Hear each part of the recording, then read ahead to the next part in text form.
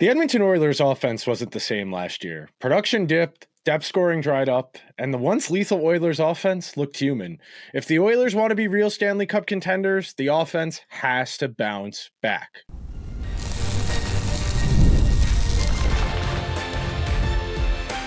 You are Locked On Oilers, your daily podcast on the Edmonton Oilers, part of the Locked On Podcast Network, your team every day. Hello, everyone, and welcome to this Monday edition of Locked On Oilers. I am your host, Nick Zararis. This upcoming season will be my 10th doing digital hockey content, my 4th as a host on the Locked On Podcast Network. And I want to thank everyone that is making Locked On Oilers their first listen of the day. Locked On Oilers is a part of the Locked On Podcast Network, where we've got your team, the Edmonton Oilers, covered every single day. This week returns 5 days a week of Locked On Oilers on all your favorite podcasting platforms and over on YouTube as well, as we ramp up towards the start of the 2025-2026 NHL season. And this week, this middle week of September, we are going to be doing the 5 big storylines facing the Oilers this upcoming season. Each day will have a different storyline. Then next week, we will start doing individual position group previews and get you really ramped up for the start of the 2025-26 season. To start out, I have asked this question more than once this summer, and as we face the specter of preseason hockey in the not-so-distant future, as we face the specter of regular season hockey only 3.5-4 weeks away, I have one simple question. How do the Oilers recover offensively? And there are a lot of different factors at play to consider here, and we're going to go through a lot of them. Our opening segment, we're going to talk about what the math straight up says about what their production last year in the context of the last couple. And our second segment, we'll talk about what a more efficient Oilers offense would look like. And then in our final segment, we're going to start to tease into tomorrow's show and talk about how the way the Oilers approach offense will have a trickle-down effect towards their defense. So to start things out, the Oilers have a perception of being this high-flying, freewheeling offensive team. When you have McDavid, you have Draisaitl, there's an implied expectation that the Oilers are going to play a certain way. And we know that superstars in hockey, generally speaking, fall into that category of superstar, of special, because they are able to make dynamic plays, make plays that other players aren't able to make happen. And there is an implied understanding that if you have one of these guys, you got to let them fly. You know, the Will Ferrell line from the other guys, I'm a peacock, you got to let me spread my wings. That's kind of where the perception is of the Oilers. But at the same time, you look at the team last year and some of the problems that jumped in and some of the ways the team mitigated or tried to adapt to those problems. And the Oilers took a step back offensively. But there's no other way to say it. They went from 4th in goals to 11th in goals year over year. And that isn't a huge drop-off. They went from 4th in goals 2 years ago, 23-24. They were 11th this past year. They scored about 32. They scored 32 fewer goals year over year. And the big drop, obviously, coming in the power play, going from 4th to 12th year over year. But that's not all of it. And I do want you to understand that there's more than one way to skin a cat. The Oilers don't necessarily need their power play to be elite again. They don't necessarily need their 5-on-5 offense to be special. They don't need Ike Howard to come in and score 20, 30 goals.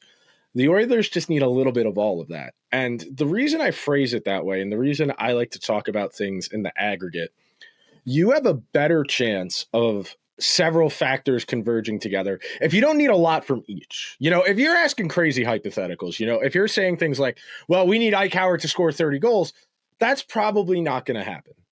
Can Ike Howard give you 10, 15? Okay.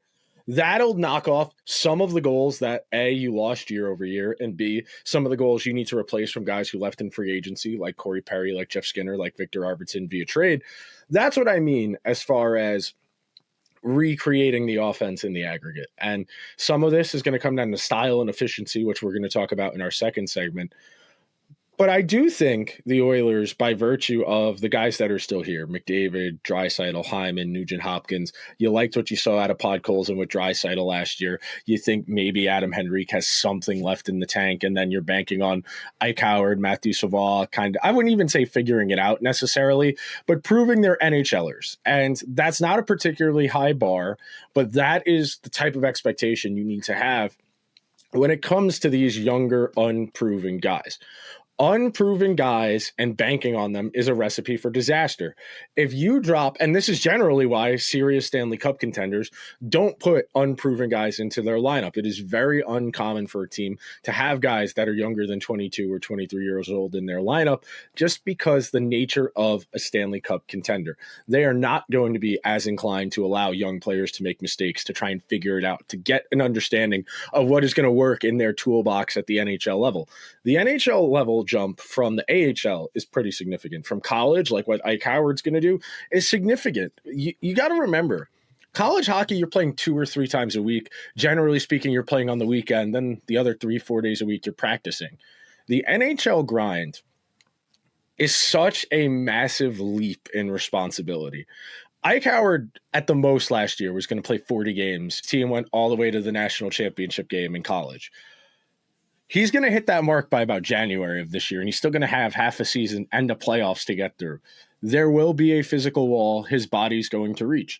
It is a serious leap in demand. Yes, he's had an offseason to prepare to be an NHLer. I imagine the Oilers have had him on a strength and conditioning program and on a nutrition program to get him up to a bigger size that he's going to need to play at to be able to adapt at the NHL level. I'm not saying he needs to turn into the Schwarzenegger or the Hulk, but just the virtue of a long season. You are going to lose weight as the year goes along, and the bigger you start out at, the better chance you have of withstanding the grind of a long season. But in the context of offense, the Oilers, when they've been at their best, are a dynamic, explosive offense. And the team from 2 years ago, the first one that went to the Stanley Cup final, they were a top 5 offense in terms of overall goals. They were 4th, and they were 4th in the league in power play results. The year before that, they led the league in goals. They were 1st in power play.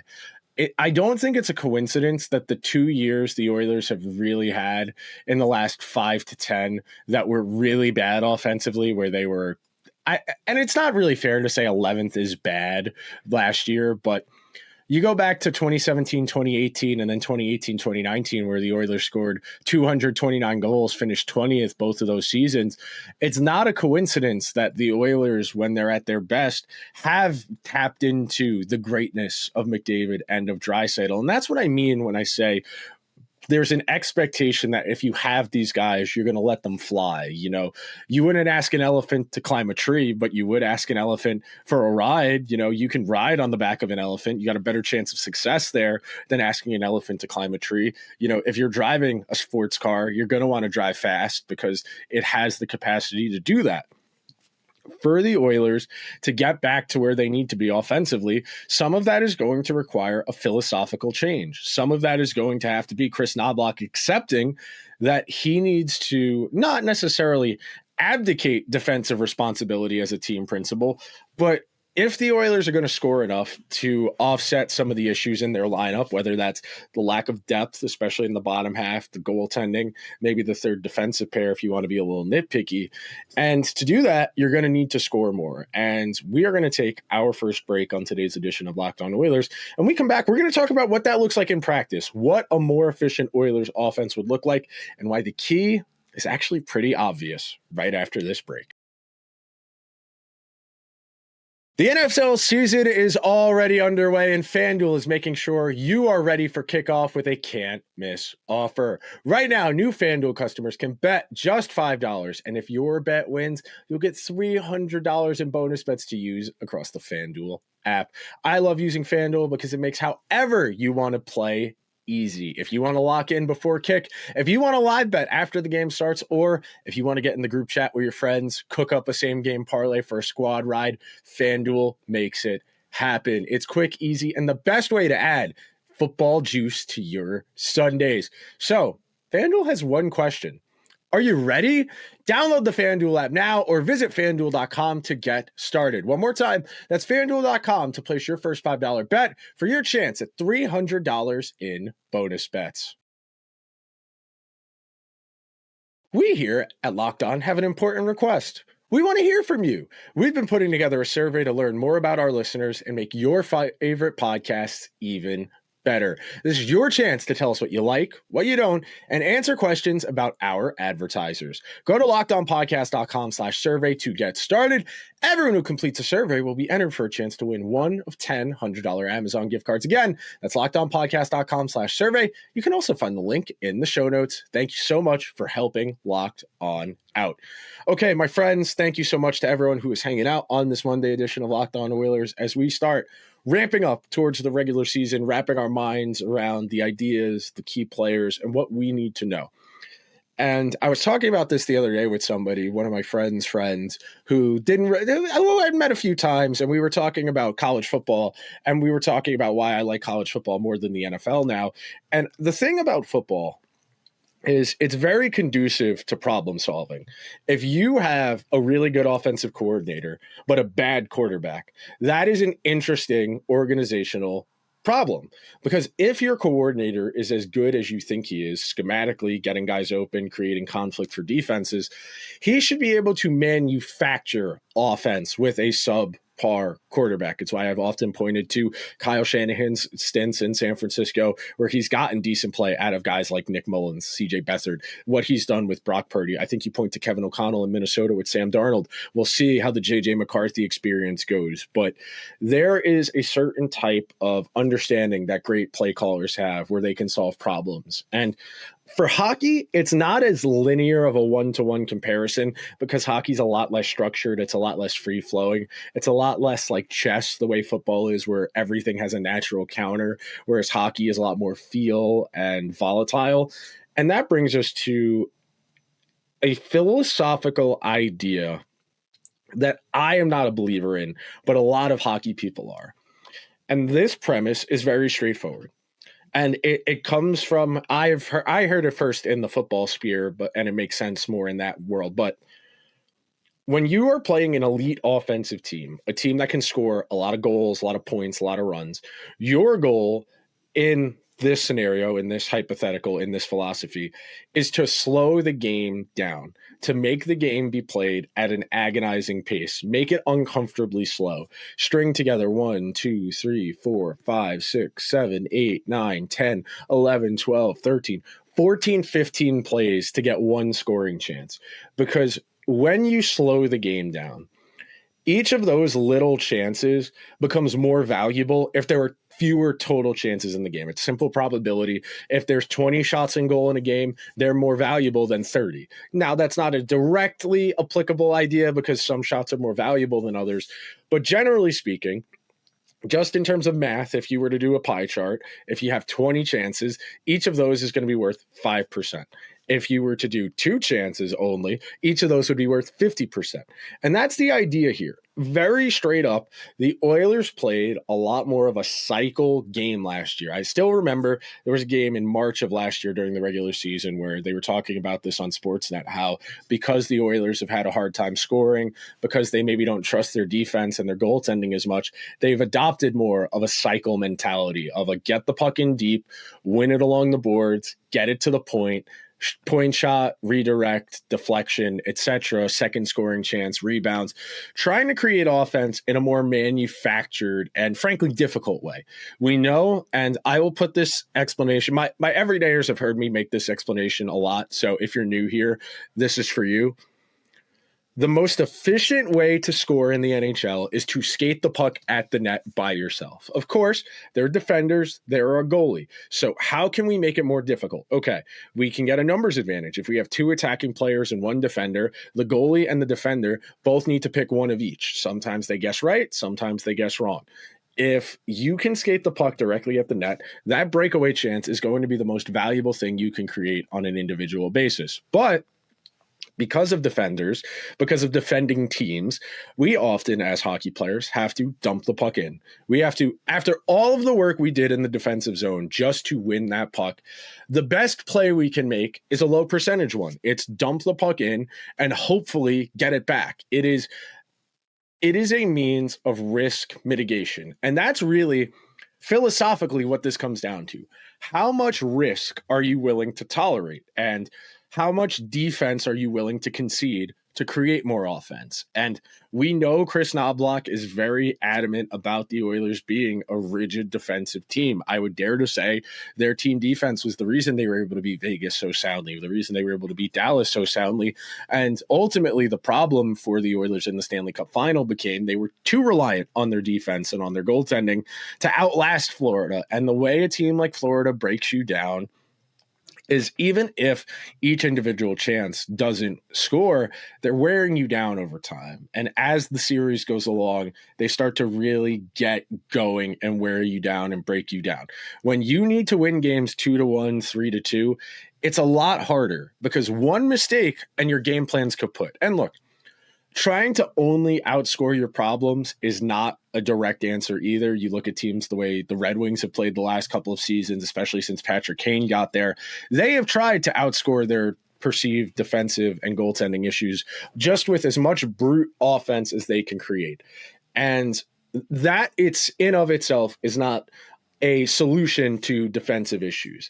Ideally, you want to be like Florida. You want to have that high-powered offense and a situationally advantageous defense. The Panthers don't need to be a world-class defensive team because they score so much. But because they score so much, it puts such an onus on the other team's offense to try and match that pace that they naturally are going to start to break down. They're going to have system failures, and that's going to allow the Panthers to start counterattacking and picking their spots. And that is the sign of a truly great team, is a team that can beat you in more than one way. And for a lot of last year, the Oilers were reliant on just a handful of guys swinging plays. And when you have Connor, when you have Leon, there's an implied understanding that we are going to carry the puck through the neutral zone with speed. We are going to try and create 2-on-1s and 3-on-2s. We're going to get the goalie moving laterally. We're going to whip cross-seam passes and try and create offense as advantageously as we possibly can. Now, if you don't have those clean zone entries,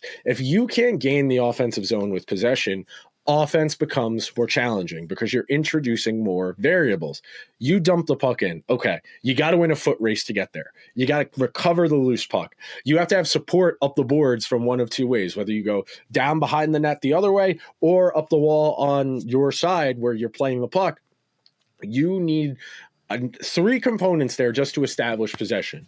Whereas if you skate the puck into the offensive zone, you already have possession, and more likely than not, you have speed. Speed is a great advantage and something that, frankly, makes it easier to attack those dangerous areas of the ice. But if you're playing dump and chase, if you're living off the cycle, you can't use that speed as much because you're relying on the puck to create space, not as much your skating. When you're flying in transition, you can use that speed to your advantage to create opportunities, whether it's for you or someone you might pass the puck to. There are more opportunities when you gain the zone with speed. Of course, you're not going to be able to do that all the time. Some teams are better at defense through the neutral zone than others. Sometimes you are going to need to devolve into that rock fight, back and forth, dump and chase, grind it out, high to low, point shots, deflections, rebounds, second chances. Sometimes you're going to need to do that. Just straight up. Sometimes you are going to be in a rock fight against a team that wants to turn this game ugly. They want to play like Iowa football. They want this game to be 2-1, 1-0. They want to slow the game down, and they want one or two plays to ultimately determine the outcome of the game. Most of the time, because the Oilers have Connor, because the Oilers have Leon, they have the two guys who swing the games by themselves, even if they aren't necessarily playing to their strengths. And I love the fact the Oilers have that versatility, that they can become a pretty good defensive team when they need to. But the way they have slowly but surely drained a little bit of offense off the top, off that final balance, it's created a bit of a concern for me. And coming up next in today's edition of Locked On Oilers, I'm going to lay it out for you real simple, that if you're going to be a defense first team, what that means for your offense, and a whole lot more. So be sure to stick around to this edition of Locked On Oilers, where we've got your team covered every day.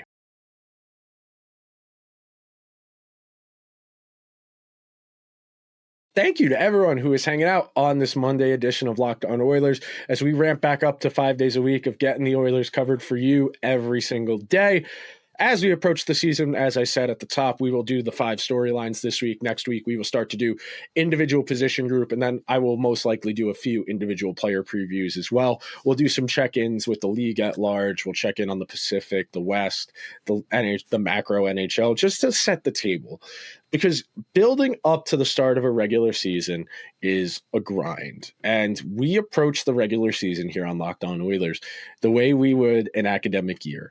You have all semester to get to that final or that final project. And you need to do the work along the way to get there. And last year, and my everydayers will attest to this, I kept pounding the drum that if the Oilers want to go as far as they want to, they need to start playing more consistently strong hockey. They don't need to win every game. Obviously, you're never going to win every game, but you need to make incremental progress. There are certain benchmarks you want to hit along the way where you're getting 10 guys to at least 10 goals. You're getting 5 or 6 to at least 20. There are certain statistical benchmarks like that that are a healthy barometer of how well your team is playing. And look, under Kris Knoblauch, the Oilers have absolutely taken a little bit more of a defensive tilt, and I think some of that is a conscious attempt at risk mitigation. Now, I am not saying the Oilers are trying to be the New Jersey Devils of the late 90s or early 2000s. They are not a defense-first team in that respect. What I will say is their emphasis on playing more of a possession game, particularly in the offensive zone, has a positive influence on the defense because it creates less responsibility for them. Last week, we did an episode of the show where you're talking about the Oilers defense. And in 51 starts last year, Stuart Skinner faced on average 26 shots on goal per game.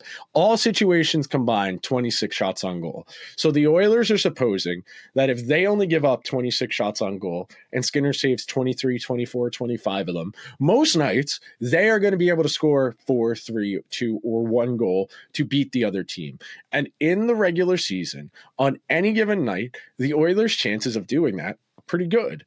But the longer you go into a postseason, the longer you play one given team in a particular series, the more likely they're going to pick up on some of your habits. They are going to pick up on some of your tendencies, and they're going to force you to adapt. And that's been one of the quiet whisper knocks on Kris Knoblauch after losing the Stanley Cup final the second year in a row, that he didn't have the best Stanley Cup final in terms of his bench management, in terms of some of his lineup decisions. But the Oilers are making do with what they have.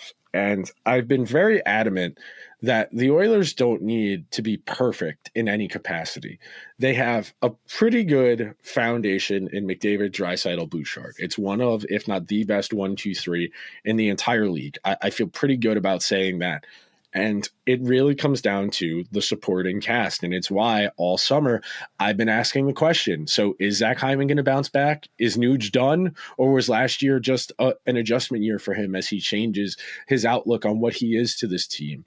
And ultimately, they are going to bank on Ike Howard and on Matthew Savoie to be contributors this year, partly financially because they just could not afford to sign more established players, and partly to try and extend their window. And when I talk about windows of contention, it's really important to understand that your window closes a lot faster than you think it will.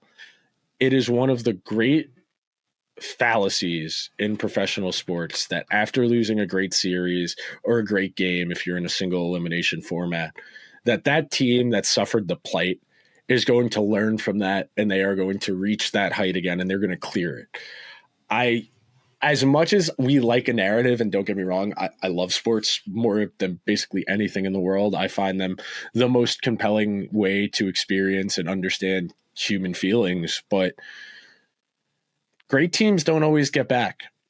We spent a lot of the 2010s waiting for Westbrook, Durant, and Harden to get back there with OKC, and one by one, those guys all got traded or they left. I think a lot of people point to the Colorado team from a couple years ago that won the Stanley Cup, breaking through after a long period of being in the playoffs but not really going anywhere. And we're waiting to see if Colorado can recapture that magic. I think you can point to the Bruins and the Rangers, who 2 years ago were both really strong contenders. The Bruins, if they get slightly better luck in that Florida series, maybe they go to the conference final and play the Rangers. You point to those Rangers, the very same Rangers who 2 years ago won the President's Trophy, were 2 wins away from a Stanley Cup final. Last year, they missed the playoffs entirely. You can point to the Canucks, who 2 years ago went to a Game 7 against the Oilers in the second round and arguably should have won that series based on the advantages they held. And you sit here now, and all of those teams we've talked about have failed for various reasons. And some of it is just a simple matter of the randomness of a given season. There is so much that needs to go right for you over the course of a year. And that's why I think looking to be a defense and goaltending team, especially when you don't have an upper echelon goalie, is a really unnecessary challenge. And I understand that, especially now that the Oilers have real lineup question marks, and it's going to be hard for them to come by offense more so than years past, that there is a real impetus to focus on defense and really kind of evolve as a team to offset some of the talent deficiencies. But again, you are going to reach a point where you need to score. And as that series went along against Florida this past June, you felt the Oilers offense slowly but surely get its teeth ripped out of its jaw, one game at a time. And the Oilers are a talented hockey team. They lost quite a bit of offense in free agency. They are going to have to offset that. They lost quite a bit of offense to regression last year between Adam Henrique, Ryan Nugent-Hopkins, and Zach Hyman, who all had down-ish years. I think you would say McDavid is expected to score more than 28 goals in a season. I know he still had a very good counting stats year, but for the Oilers to be as good as they're supposed to, they're going to need McDavid to put up some gaudy point totals. Leon is going to need to stay a Hart Trophy contender caliber player as well, just to offset some of the issues here. And again, this is not to say that guys like Adam Henrique or Nuge or Hyman can't bounce back. I think Zach Hyman probably will bounce back to some degree. But if the Oilers are going to lean further into this cycle game, this dump and chase game, they need guys who can execute that and play that style. They don't have net front guys the way Florida and Carolina do, who can really control possession, put defenders and goalies in uncomfortable positions. And it is one of the great challenges in the NHL today to maintain a Stanley Cup contender, to continue trying to address your failures. And a lot of the Oilers' offensive questions are going to be answered philosophically. Are the Oilers going to make more of concerted efforts to break the puck out cleanly, to create more offensive transition plays? Are they going to be able to gain the zone with speed more? Are they going to be able to attack the net with speed more? Or are they going to have to continue to rely on the cycle game and the dump and chase game? And that's some of the way the Oilers have offsetted some of their loss of foot speed. You know, you lose a McLeod, a Warren Fogle, a Connor Brown. You're going to have to offset losing foot speed in some way. And one of the ways to do that is by playing a dump and chase game, making the other team go the 200 feet to break the play down. And the Oilers have a lot of questions about their offense coming into this upcoming season. And it's going to take a while before we get an understanding of where their offense is at. But that will just about do it for today's edition of Locked On Oilers. If you could be so kind, please subscribe to the show wherever you get your podcasts. If you're on Apple or Spotify, please leave the show a shiny 5-star review. If you're watching over on YouTube, hit the subscribe button, hit that alarm bell, get a notification whenever a new episode goes live. Be sure to check out Locked On NHL and Locked On NHL Game Night for coverage leading up to the season. Be sure to do the Locked On survey. Get a chance at one of those $100 Amazon gift cards. I will talk to you guys tomorrow, where we're going to hit on the Oilers defense and what it means for their window of contention. I will talk to you guys tomorrow. And until then, let's go Oilers.